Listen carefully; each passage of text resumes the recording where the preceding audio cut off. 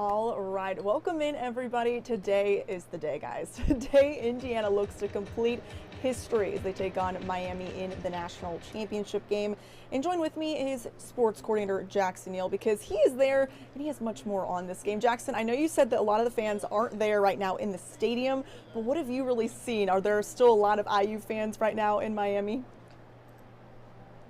Yeah, Sabrina, there's been a ton of Indiana fans all throughout Miami. In my hotel room, people saw the WNDU logo and were saying, "Oh, we watch you guys."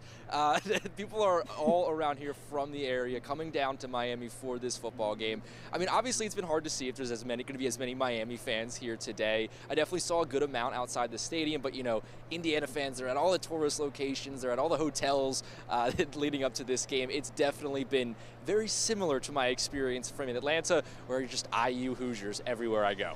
Exactly, and I have to also mention, I mean, this is your second year going to the national championship game. Of course, Notre Dame went last year, and then now you get to go to cover Indiana. How surreal has that been for you?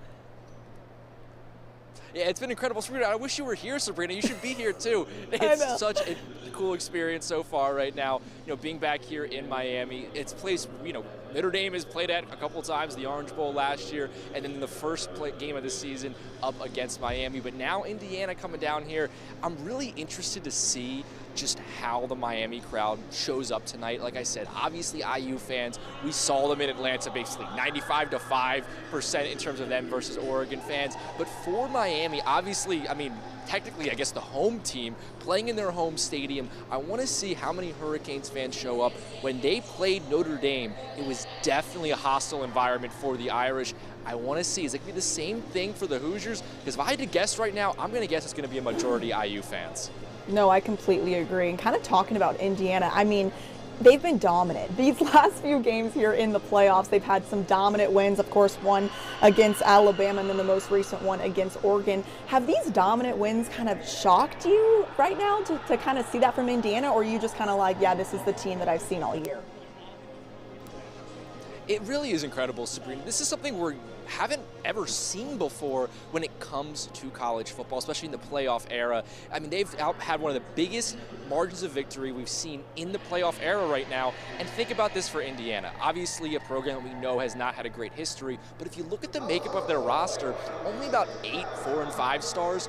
Usually at this point in the season, especially if you want to be winning like they are, you have to be having a couple dozen players like that. They call it the blue chip ratio. Indiana does not have that. Instead, they have a lot of guys, people like Aiden Fisher, who came along with Coach Cignetti from James Madison, also getting players like Fernando Mendoza, also out of the transfer portal, plus other players who have just stuck around since before Cignetti got there in Bloomington. So it's kind of like a mix and match roster, and yet they're playing so cohesive, more cohesive than I think I've ever seen almost any other football team in college football history play, especially at this point in the season.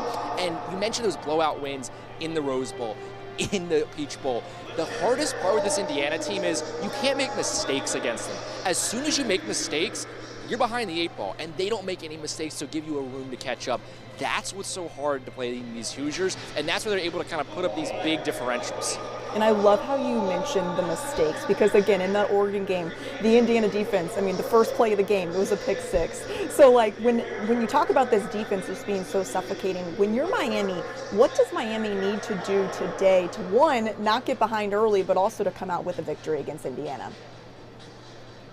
So yeah, if you're looking at this from the Miami perspective, the thing with the Hurricanes that is so great is their defensive line. I would argue it's the best position group of any position group in the entire country in college football. Ruben Bain Jr. is one of the best players in his position at defensive end. He is a game wrecker. They have a couple other players who also can make a difference on that defensive line.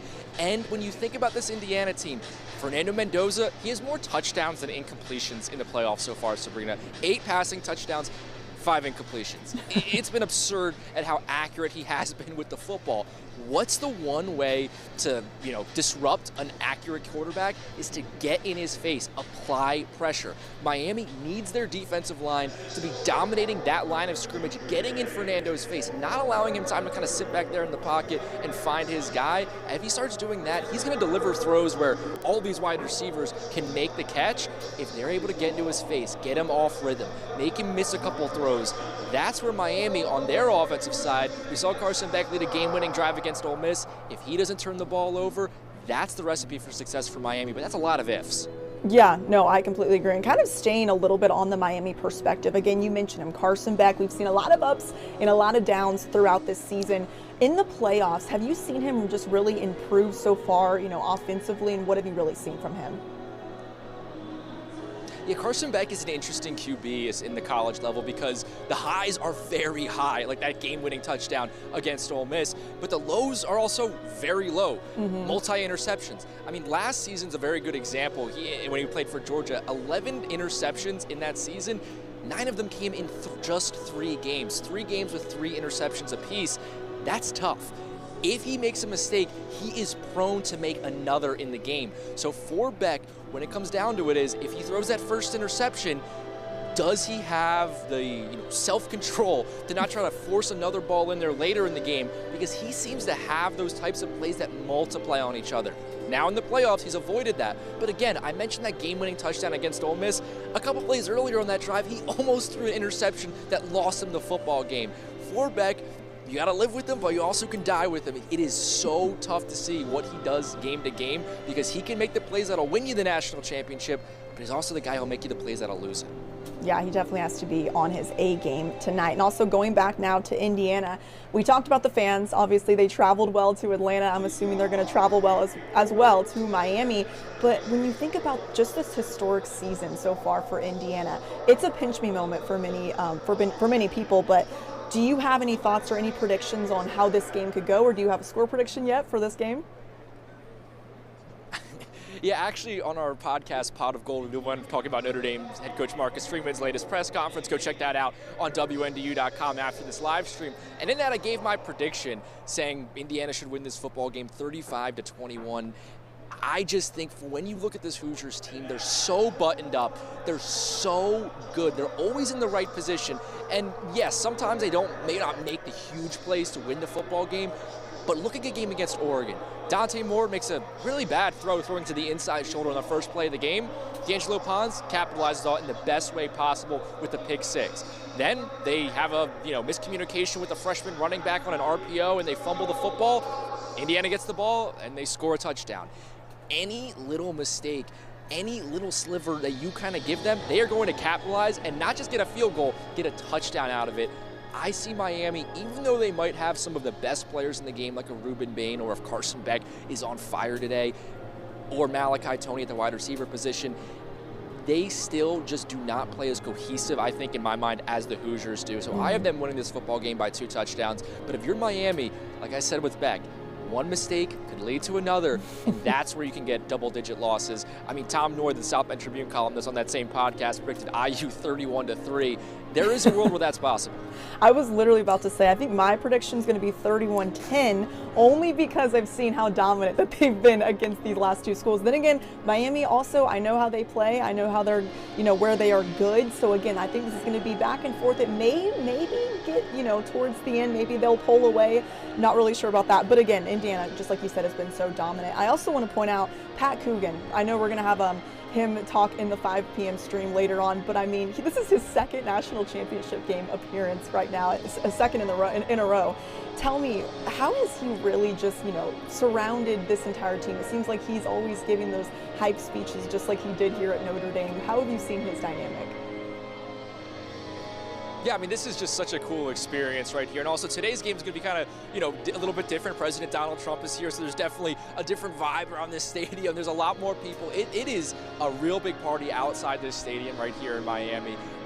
This is going to be a very, very special game, in my opinion. When you have the home crowd of the Hurricanes mixed with the traveling fans of the Hoosiers. I know we had a great crowd in Atlanta last year with Ohio State and with Notre Dame, but for these 2 programs, Indiana, a program who's never been here, and then Miami, a program who's been here, but it's been 20-plus years, I think this is shaping up to be a really, really cool college football playoff game. And just when you look at, the 12-team playoff model as a whole, we're now into the 2nd season of it. First year, we got Ohio State versus Notre Dame, the 1 seed versus the 7 seed.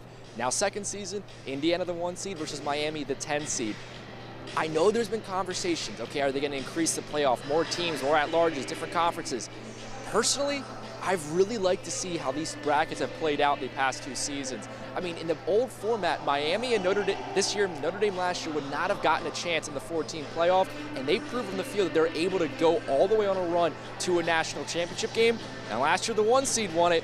This year, we'll see if it's the 1 or the 10 seed. But as you mentioned, I'll have more coming up on this game. We'll hear from Fernando Mendoza, Pat Coogan, if you remember that name, former Notre Dame player transferred over to Bloomington this past season. We'll hear from him as well, plus Coach Kurt Cignetti. That's coming up in our 5 p.m. stream and also our 6:30 p.m. stream. But Sabrina, just so excited to get this game started. Yes, I'm excited too. Real quick before I let you go, do you think Cignetti will smile finally on the sidelines if they win this game? If they win this game, Sabrina, my hot take is that yes, I think Coach Cignetti will crack a smile. He did crack a little bit of a smile after the Peach Bowl as well, but I don't know if you saw his quote. You can't have warm cookies and milk, warm milk and cookies to a war, something along those lines. He's always has great quotes. He's always just so serious. So it's been, I think if they win this game, though, I think you'll see a little more of his happy side, let's just say. Yes, and you just mentioned, Donald Trump is there. There's a lot going on there. There's going to be plenty of Miami, of course, Miami fans, but also IU fans. I'm excited for this one. And again, that game starts at 7:30 tonight. Of course, Jackson will be live in our streams from 5 to 6:30. And Jackson, thank you so much for being here. Thank you so much, Sabrina.